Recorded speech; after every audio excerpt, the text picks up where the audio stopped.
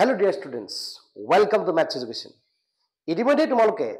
Thumbnail চাই নিশ্চয়কৈ গম পাইছা আজিৰ ডিসকাশনৰ বিষয়বস্তুটো। আজিৰ ডিসকাশনৰ বিষয়টো হৈছে আমাৰ দশম শ্ৰেণীৰ এডভান্স মেথছৰ চেপ্টাৰ 7 অৰ্থাৎ ট্ৰিগোনোমেট্ৰি। এই ট্ৰিগোনোমেট্ৰি চেপ্টাৰটোৰ বেসিক যিখিনি ধাৰণা সেই ধাৰণা তোমালোকে ইতিমধ্যে ম্যাথমেটিক্সৰ চেপ্টাৰ 8ত পঢ়ি লৈছা। গতিকে বেসিক কথাবোৰৰ মাজত আবদ্ধ নাথাকি অকনমান এডভান্স লেভেললৈ আমি আগুৱাই যাওঁ। ইতিমধ্যে আমি সকলোৱে বিভিন্ন ধৰণৰ এংগল বিলাকৰ বাবে ট্ৰিগোনোমেট্ৰিটো কেনেদৰে কৰিছিলো তাৰ ধাৰণা আমি সকলোৱে জানো। এডভান্স মেথছত আমি মূলতে পঢ়িব লাগিব অন্য কিছু বেলেগ ধৰণৰ এংগলৰ বিষয়ে। যেনে মই যদি তোমালোকক ক'ব বিচাৰো যে এডাল ঘূৰ্ণীয়মান ৰেখাৰ ক্ষেত্ৰত ইয়াৰ আৰি অৱস্থানটো যদি আমি এনেদৰে ভাবিলো, মই নাম দিছো আমাৰ এই ৰশ্মিটোৰ বাবে OA নামেৰে মই নামাকৰণ কৰিছো। এতিয়া এই OA নামৰ ৰশ্মিটোৰ ক্ষেত্ৰত এতিয়া যদি আমি OA পজিশনৰ পৰা ওপৰলৈ আগুৱাই যাওঁ, ভালদৰে চাবা, আৰু যদি তললৈ আহো, দুটা পৃথক পৃথক অৱস্থাৰ বিষয়ে মই তোমালোকক বুজাবলৈ চেষ্টা কৰিছো। একেবাৰে প্ৰথম OA ৰশ্মিটোৰ পৰা মই ধৰি লৈছো OB পজিশনটো পাইছো। একেদৰে OA পজিশনটোৰ পৰা আমি OC পজিশনটো পাইছো। এতিয়া OA পৰা OB পজিশনটো পাবৰ বাবে আমি এনেদৰে আগবাঢ়িলো। একেদৰে OA পৰা OC পজিশনটো পাবৰ বাবে আমি তললৈ এনেদৰে আহিব লগা হ'ল। যদি সহজ ভাষাত ক'বলৈ বিচাৰো তেতিয়া OA পৰা OB বা OC পাবৰ বাবে দুটা পৃথক অৱস্থানৰ মাজেৰে আমি যাব লগা হৈছে। সহজকৈ যদি কোৱা যায় OA পৰা OB পাবৰ বাবে আমি এন্টি ক্লকৱাইজ ডিৰেকশন আৰু OA পৰা OC পাবৰ বাবে আমি ঘড়ীৰ কাঁটাৰ দিশত অৰ্থাৎ ক্লকৱাইজ ডিৰেকশনত আগবাঢ়িছো। এতিয়া ট্ৰিগোনোমেট্ৰি আমাক বৰ্ণনা কৰিছে যে কোনোবা এটা আদি অৱস্থানৰ পৰা আমি যদিহে ঘড়ী কাঁটাৰ বিপৰীত দিশত অৱস্থান কৰো তেতিয়াহলে তাত সৃষ্টি হোৱা কোণটোক আমি ধনাত্মক কোণ বুলি গ্ৰহণ কৰিম, আৰু উলুটাকৈ অৰ্থাৎ ঘড়ী কাঁটাৰ দিশত যদি আমি গতি কৰো তেতিয়াহলে আমি আগবঢ়া যিটো কোণ হ'ব সেই কোণটোক আমি নেগেটিভ এংগল অৰ্থাৎ ঋণাত্মক কোণ হিচাপে বিবেচনা কৰিব লাগিব। গতিকে আমি যদি ক'ব বিচাৰো যে এই এংগলটোৰ মান θ1 আৰু এই এংগলটোৰ মান θ2, তেতিয়াহলে আমি লিখিব লাগিব angle AOB is equal to θ1 আৰু এংগল AOC equal to θ2। কিন্তু এই কথাটো আমাৰ বেসিক কনসেপ্ট, এইটো আগৰ কনসেপ্ট মতে আমি কৰিছো। কিন্তু বৰ্তমান সময়ত আমি এই কথাটো কেনেদৰে শিকিছো, যেহেতু আমি ঘড়ী কাঁটাৰ বিপৰীত দিশত OB অৱস্থানলৈ গৈছো, গতিকে সেইটো আমাৰ বাবে হ'ব এটা ধনাত্মক কোণ। গতিকে ইয়াৰ আগত আমি ক'ব পাৰো প্লাছ চিন বহিব, আৰু OA অৱস্থানৰ পৰা OC অৱস্থানলৈ যিটো আমি ঘড়ী কাঁটাৰ দিশত গতি কৰিছো, গতিকে এই কোণটো আমাৰ বাবে হ'ব ঋণাত্মক কোণ, অৰ্থাৎ ইয়াত আমি দিব লাগিব এটা নেগেটিভ সাইন। গতিকে তোমালোকে নিশ্চয়কৈ ধনাত্মক কোণ আৰু ঋণাত্মক কোণ সম্পৰ্কে খুব সুন্দৰকৈ বুজি পাইছা। এতিয়া আমি ইয়াৰ পিছৰ অন্য এটা ইম্পৰ্টেন্ট বিষয়ৰ ওপৰত আগবাঢ়ো। সমতল এখনৰ ওপৰত বিভিন্ন ধৰণৰ চুক বিলাকৰ বাবে ট্ৰিগোনোমেট্ৰিক ৰেচিঅ'নো কেনেদৰে কাম কৰে সেইটো আমি ভালদৰে জনাটো প্ৰয়োজন। গতিকে আহা সমতলৰ ওপৰত আমি কিছুমান চুকৰ বিষয়ে আমি জানো। কোনোবা এখন সমতলৰ ওপৰত এনেদৰে পৰস্পৰ লম্বকৈ যদি দুডাল ৰেখা অঁকা হয় তেতিয়াহলে সিহঁতে সমতলখনক 4টা ভাগত ভাগ কৰে আৰু প্ৰত্যেকটো ভাগকে আমি কওঁ একোটা চুক বা কোৱাড্ৰেন্ট। এতিয়া এই অক্ষদুজনৰ ক্ষেত্ৰত আমি বৰ্তমান সময়ত আমি যদি ক'ব বিচাৰো এখন আমাৰ বাবে এখন স্থানাংক সমতল বা কোঅৰ্ডিনেটস প্লেন। এতিয়া এই কোঅৰ্ডিনেটস প্লেনখনক আমি জানো এই প্ৰথম চুকটোক 1 নং চুক, দ্বিতীয়টোক 2 নং চুক, এনেদৰে তৃতীয় চুক আৰু এইটো চতুৰ্থ চুক এনেদৰে নামকৰণ কৰা হয়। আৰু ইয়াৰ ক্ষেত্ৰত এংগল বিলাকৰ মেজাৰমেন্টৰ কথা যদি আমি ক'ব বিচাৰো তেতিয়াহলে এইটো আমাক কওঁ বৰ্তমান সময়ত আমি কিছু ট্ৰিগোনোমেট্ৰি দিশলৈ আগবাঢ়িছো। এইটো আমাৰ 0 ডিগ্ৰী বুলি ধৰা হয়, এইফালে এইটো 90 ডিগ্ৰী বুলি ধৰা হয়, এইটো 180 ডিগ্ৰী বুলি ধৰা হয়, এইটো 270 ডিগ্ৰী বুলি ধৰা হয়, আৰু এইখিনিত আমি ক'ব পাৰো এইটো 360 ডিগ্ৰী। এই এংগল বিলাকৰ বিভাজনটো আমি জনাটো খুবেই প্ৰয়োজন। এইখিনি এংগলৰ বিভাজন। এতিয়া কথাটো হৈছে এই চুক বিলাকক যেনেদৰে আমি 1 2 3 4 এনেদৰে নামকৰণ কৰিছিলো, আমি বুজিবৰ বাবে এটা সিম্বল ব্যৱহাৰ কৰিম। যেহেতু ASTC এই লেটাৰ কেইটাৰ কম্বিনেশ্যনটো তোমালোকে সকলোৱে খুব ভালদৰে জানা ASTC কি বাৰু আমি বাছবিলাকত লিখা দেখা পাওঁ অসমত চলি থকা বিভিন্ন ধৰণৰ বাছবিলাকত এই ASTC শব্দটো এই লেটাৰ কেইটা আমি দেখা পাওঁ এ মানে হৈছে Assam S state transport corporation Assam state transport corporation এই ASTC দ্বাৰা আমি খুব সহজেই এই এংগলবিলাকৰ ভিতৰৰ সিহঁতৰ সম্বন্ধবোৰৰ বিষয়ে খুব সুন্দৰকৈ শিকিব পাৰোঁ গতিকে মই যদি কওঁ এই 1 নং চুকটোক এ দ্বাৰা ডিনোট কৰিছো 2 নং চুকটোক এছৰ দ্বাৰা 3 নং চুকটোক টিৰ দ্বাৰা আৰু চতুৰ্থটোক আমি সি দ্বাৰা ডিনোট কৰিছো তেতিয়াহ'লে বুজিবলৈ একেবাৰে সহজ হৈ যায় ইয়াত এ লিখাৰ অৰ্থটো হৈছে আমাৰ বাবে গণিতৰ ভাষাত এ বুজাই আছে এতিয়া অল এছ এ বুজাই আছে সাইন টি এ বুজাই আছে টেন আৰু সি এ বুজাই আছে কস ভালদৰে বুজিবলৈ ট্ৰাই কৰা প্ৰথম চুকটোত বুজাই আছো অল দ্বিতীয় চুকটোত বুজাই আছো সাইন তৃতীয় চুকটোত টেন চতুৰ্থ চুকটোত কস এতিয়া ঘটনাটো হৈছে আমি জানো সাইনৰ লগত সম্পৰ্ক আছে কসেকৰ টেনৰ লগত সম্পৰ্ক আছে কটৰ আৰু কসৰ লগত সম্পৰ্ক আছে সেকৰ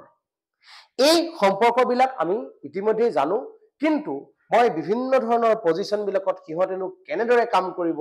হেতুহে তোমালোকক দেখাবলৈ চেষ্টা কৰিছো গতিকে মই কি কৈছো প্ৰথম চুকৰ ক্ষেত্ৰত অল পজিটিভ মানে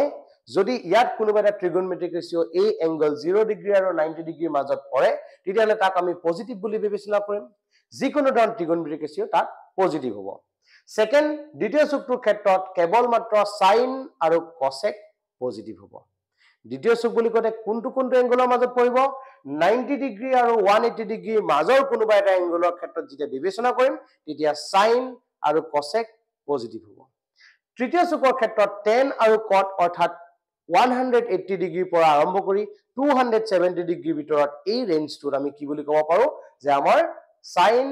tan আৰু cot এই দুটা পজিটিভ হ'ব আৰু একেবাৰে শেষৰটো অৰ্থাৎ 270 পৰা 360 ৰ ভিতৰত এই দুটা পজিশনত আমি কি কম আমাৰ বাবে cos আৰু sec পজিটিভ হ'ব এতিয়া এইবোৰৰ ব্যৱহাৰ আমি কেনেদৰে কৰিম এবাৰ চাই লোৱা ফাৰ্স্ট মই লিখিছো n যেতিয়া n যুগ্ম ইংৰাজী প্ৰতিশব্দটো হৈছে ইভেন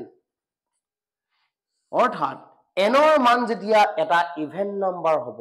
তেতিয়ানো কেনে ধৰণে কাম কৰিব চাই লবা sin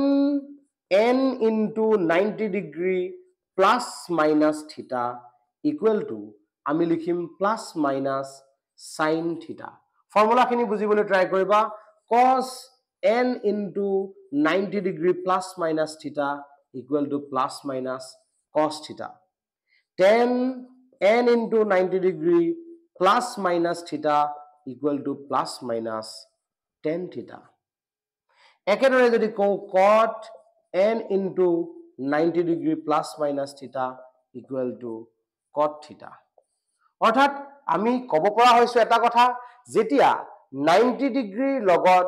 পূৰণ হৈ থকা সংখ্যাটো এটা যুগ্ম সংখ্যা হ'ব যেতিয়া 90 ৰ লগত পূৰণ হৈ থকা সংখ্যাটো এটা যুগ্ম সংখ্যা হ'ব তেতিয়া ট্ৰিগোনোমেট্ৰিক ৰেশিও অৰ্থাৎ ত্ৰিকোণমিতীয় অনুপাতটো যি আছে সেইটোৱে বহিব ইয়াত যেহেতু সাইন আছিল গতিকে তাত সাইনে বহিছে cos থকা স্থানত cosে বহিছে tan থকা স্থানত tan বহিছে অৰ্থাৎ ট্ৰিগোনোমেট্ৰিক ৰেশিওৰ কোনো ধৰণৰ সালসলনি নঘটিব এতিয়া এই যে প্লাস মাইনাস সাইনটো যে আমি বহাই গৈছো এই প্লাস কেতিয়া হ'ব আৰু মাইনাস কেতিয়া হ'ব সেই কথাটো আমি ভালদৰে জানিব লাগে গতিকে প্লাস মাইনাস কেতিয়া কেনেদৰে হয় তাক বুজিবৰ বাবে তোমালোকে এটা কোৱেশ্চন সলভ কৰিলে খুব ইজি হ'ব গতিকে আহাচোন এটা প্ৰশ্ন সমাধান কৰিবলৈ চেষ্টা কৰো এতিয়া যদি আমাক কোৱা হয় sin 330 ডিগ্ৰীৰ মান কিমান sin 330 ডিগ্ৰী ভালদৰে চোৱা sin 330 ডিগ্ৰীৰ মান কিমান ম্যাথছত আমি ইমান ডাগৰ এংগলৰ কাৰণে ট্ৰিগোনোমেট্ৰিক ৰেশিও ব্যৱহাৰ কৰা নাছিলো ইয়াত অৰ্থাৎ এডভান্স ম্যাথছত এইখিনি আমি নতুনকৈ শিকিবলগীয়া কথা এই কথাখিনি যদি ক্লিয়াৰ কৰি আমি বুজি পাওঁ তেতিয়াহলে আমাৰ ট্ৰিগনমেট্ৰি শিকাত কোনো ধৰণৰ প্ৰব্লেম নাথাকিব কাৰণ কিছুমান ফৰ্মুলাৰ ওপৰত বেছ কৰি থাকিব আৰু টেকনিক বিলাকো তোমালোকক খুব সুন্দৰকৈ মই শিকাই দিম এতিয়া sin 330 ডিগ্ৰী ক্ষেত্ৰত আমিনো কেনেদৰে সলভ কৰিম এবাৰ চাবলৈ ট্ৰাই কৰা ফাৰ্স্ট অফ অল sin যেনেদৰে আছে আমি লিখি ললো এতিয়া আমি যাব লাগিব যে এই 330 ডিগ্ৰীৰ লগত এই যে 4 into 90 ডিগ্ৰী বা n into 90 ডিগ্ৰী এই যে ফৰ্মটো যে বনিছে সেই ফৰ্মটোৰ লগত আমি এই 330 ডিগ্ৰী কিবা প্ৰকাৰে এৰেঞ্জ কৰিব পাৰো নেকি যেনে আমি যদি চাও আমাৰ 330 ডিগ্ৰী যেটো এংগল সেই এংগলটো আমি বিচৰা 360 ডিগ্ৰীৰ ওচৰতে আছে অৰ্থাৎ ই 90 মাল্টিপল কোনটোৰ কাষত আছে আমি এটো চেক কৰি লোৱাটো প্ৰয়োজন 330 ডিগ্ৰী 360 অৰ্থাৎ 360 কাৰ মাল্টিপল 4 into 90 কৰিলে যেটো আমি 360 ডিগ্ৰী পাও গতিকে তাৰ লগত এই 330 ৰ সম্পৰ্ক আছে গতিকে আমি তাক ইউজ কৰিম কেনেকৈ সোৱা 4 into 90 ডিগ্ৰী সোৱা আমি কিমান পালো 4 into 90 ডিগ্ৰী কৰতে আমি পাই আছো 360 ডিগ্ৰী আমাৰ যেটো 330 ডিগ্ৰী আছে 360 ৰ পৰা 30 ডিগ্ৰী এটা যদি আমি মাইনাস কৰি দিও তেতিয়া আমি কিমান পাম আমাৰ বাবে 330 ডিগ্ৰী পাম এই এৰেঞ্জমেন্টটো তোমালোকে ভালদৰে বুজিছানে এবাৰ চাই লোৱা ৰিপিট কৰিছো মই একেটা কথাকে আকৌ 330 ডিগ্ৰী আমাৰ লগত আছে 330 ডিগ্ৰী এৰেঞ্জ কৰিবৰ বাবে মই কি কৰিছো 90 ৰ গুণিতক 90 ৰ মাল্টিপল কোনটোৰ কাষত 330 ডিগ্ৰী আছে 360 ৰ ওচৰটো আছে কি একেদৰে 270 ডিগ্ৰীৰ ওচৰটো এই 360 ডিগ্ৰী এংগলটো আছে গতিকে ফাৰ্স্ট অফ অল মই তোমালোকক 360 ডিগ্ৰীৰ ওচৰৰ পৰা কেনেদৰে এৰেঞ্জ কৰিবা সেইটোৱে দেখাইছো কিছু সময়ৰ পিছত আজিৰ এই লেকচাৰটোতে তোমালোকে খুব সুন্দৰকৈ দেখিবা 270 পৰাও আমি ইয়াক এৰেঞ্জ কৰিব পাৰো এতিয়া 360 ডিগ্ৰী ওচৰত সজাবৰ বাবে মই কি কৰিলো 360 মানে আমি জানো 4 into 90 ডিগ্ৰী 360 ডিগ্ৰী তাৰ পৰা আমি যদি এটা 30 ডিগ্ৰী মাইনাস কৰি দিও আমি পাই যাও কিমান 30 ডিগ্ৰী গতিকে ইয়াত মই লিখিছো সোৱা 330 পাবৰ বাবে 4 into 90 ডিগ্ৰী মাইনাস 30 ডিগ্ৰী এই ফৰ্মেশনটো মই দিলো এতিয়া প্ৰথম কথাত মই দেখিছো যে 90 ডিগ্ৰীৰ লগত পূৰণ হৈ থকা সংখ্যাটো আমাৰ বাবে এটা যুগ্ম সংখ্যা আৰু আমি জানো যুগ্ম সংখ্যা হলে ট্ৰিগনমেট্ৰিক ৰেশিওৰ কোনো ধৰণৰ সালসলনি নঘটে গতিকে sin আছিল যেহেতু গতিকে ট্ৰিগনমেট্ৰিক ৰেশিও ইয়াতো আকৌ কি বহিছে সাইনে বহিছে এতিয়া যেহেতু মই দেখিছো যে আমি কি কৰিছো 4 into 90 ডিগ্ৰী মানে আমাৰ এই স্থানাঙ্ক সমতলখনত আমি কেইপাক গৈছো এটা 90 ডিগ্ৰী গলো দুটা 90 ডিগ্ৰী গৈছো মই কেনেৰে গৈছো এটা 90 ডিগ্ৰী দুটা 90 ডিগ্ৰী তিনটা 90 ডিগ্ৰী চাৰিটা 90 ডিগ্ৰী বৰ্তমান সময়ত 4 into 90 ডিগ্ৰী বুজাই আছে মই এই ৰশ্মিটোৰ ওপৰত ৰখিছো x অক্ষৰ এই পজিশনটোত মই বৰ্তমান আছো এতিয়া তাৰ পৰা যেটো মাইনাস কৰা হৈছে গতিকে আমি বেক কৰি আহিব লাগিব প্লাস কৰিলে যদি আমি আগুৱাই যাও তেতিয়ালে মাইনাস কৰিলে আমি পিছুৱাই আহিব লাগিব গতিকে পিছুৱাই আহিলো আমি ক'ত পৰিলো হি ভালদৰে সোৱা বৰ্তমান আমি চতুৰ্থ চুকত আছো আৰু চতুৰ্থ চুকৰ ক্ষেত্ৰত মই কৈছিলো যে কেৱল মাত্ৰ cos আৰু sec ইয়াত পজিটিভ মই দেখিছো আমাৰ ট্ৰিগনমেট্ৰিক ৰেশিওটো আছে sin গতিকে sin চতুৰ্থ চুকত নেগেটিভ হ'ব গতিকে আনসাৰটো ইয়াত কি লিখিম আমি আগত মাইনাস চিন এটা দিব লাগিব তো ফাইনালি আমি দেখিলো sin 30 ডিগ্ৰী ভ্যালুটো আমি জানো হাফ গতিকে sin 330 ডিগ্ৰী ভ্যালুটো কিমান বুলি যদি আমাক কোৱা হয় তেতিয়ালে আমি ডাইৰেক্টলি ক'ব পাৰো মাইনাস হাফ আৰু এনে ধৰণৰ এই ডাঙৰ ডাঙৰ এংগল কিছুমানৰ ক্ষেত্ৰত এটা এংগল এনেদৰে দি তাৰ কোনোবা এটা ট্ৰিগনমেট্ৰিক ৰেশিওৰ সাপেক্ষে মান উলিয়াবৰ বাবে মেট্ৰিকত কিন্তু প্ৰত্যেকবাৰে 1 মাৰ্কৰ এটা কোৱেশ্চন তোমালোকৰ বাবে থাকে গতিকে এইখিনি যদি ভালদৰে শিকিছা তেতিয়ালে খুব সুন্দৰকৈ সেই প্ৰশ্নটো সমাধান কৰিব পাৰিবা আহাজন আমি যদি এই এনৰ মানটো অযুগ্ম হয় তেতিয়া আমি কি হ'ব এবাৰ চাই লওঁ গতিকে মই ইয়াতে লিখিছো এই একেখিনি কথাই মই কৈছো অযুগ্ম যদি হয় কি হ'ব সোৱা n যেতিয়া n অযুগ্ম বা n আমি কি বুলি কও অযুগ্মটোক আমি ইংৰাজীত কও odd number when n is an odd number তেতিয়ানো কি হ'ব এই সকলোবোৰ একে আছে ভালদৰে সোৱা sin n into 90 degree plus minus থিটা তাৰ মানটো আমি এবাৰ পাই যাম কিমান cos থিটা একেদৰে আমি যদি ক'ব বিচাৰো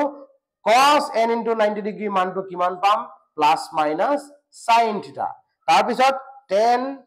n into 90 degree plus minus থিটাৰ বাবে আমি পাই যাম কিমান cot থিটা আৰু cot n into 90 degree plus minus থিটাৰ বাবে আমি পাই যাম কিমান tan থিটা একেদৰে cosecৰ বাবে পাম sec আৰু চেকৰ বাবে পাম cosec এইখিনি হৈছে আমি বুজিব লগা গতিকে এই অড নম্বৰ থাকিলে কি হ'ব ত্ৰিকোণমিতীয় অনুপাতটোৰ সালসলনি ঘটিব গতিকে এই একেটা কোৱেশ্চন মই যদি আগবাঢ়ো সেই পদ্ধতিৰ দ্বাৰা কৰিবৰ বাবে কাৰণ কিছু সময় আগতে মই কৈছো যে 270 ডিগ্ৰীৰ পৰাও আমি পাব পাৰো গতিকে সদায় যে মই 360 ডিগ্ৰীৰ পৰা কৰিম মোৰ মনলৈ তেনেকেই আহিব তেনেকুৱাটো কথা নহয় গতিকে আনটো পদ্ধতিৰ দ্বাৰা যদি মই কৰিব বিচাৰো তেতিয়ানো কি পাও এবাৰ চাও 330 ডিগ্ৰী খজাবৰ বাবে মই এবাৰ কি কৰিলো 3 into 90 ডিগ্ৰী কৰি ললো 4 into 90 ডিগ্ৰী কৰি পেলাই মই আগৰবাৰ কৰিলো এবাৰ 3 into 90 ডিগ্ৰী কৰিবলৈ মই ট্ৰাই কৰিছো তেতিয়া কি হ'ব আমাৰ বাবে দেখিছো 3 into 90 ডিগ্ৰী মানে হৈছে 270 ডিগ্ৰী আৰু 270 পৰা 330 পাবৰ বাবে আমি 60 ডিগ্ৰী এটা প্লাস কৰিব লাগিব গতিকে প্লাস দিছো আমি কিমান 60 ডিগ্ৰী এতিয়া কি হ'ল ভালদৰে চোৱা যেহেতু আমি দেখিছো 90 ৰ লগত পূৰণ থকা সংখ্যাটো এটা অযুগ্ম সংখ্যা গতিকে 90 ৰ লগত পূৰণ থকা সংখ্যাটো যেতিয়া অযুগ্ম হয় তেতিয়া ত্ৰিকোণমিতিক ৰেশিওটো কিমান হয় cos হয় আৰু আমাৰ বাবে এংগলটো কিমান আছে 60 ডিগ্ৰী একেলগে তোমালোকে সকলে ধৰিব পাৰিছে অযুগ্ম হলে sin টো বনিব cos cos টো বনিব sin এতিয়া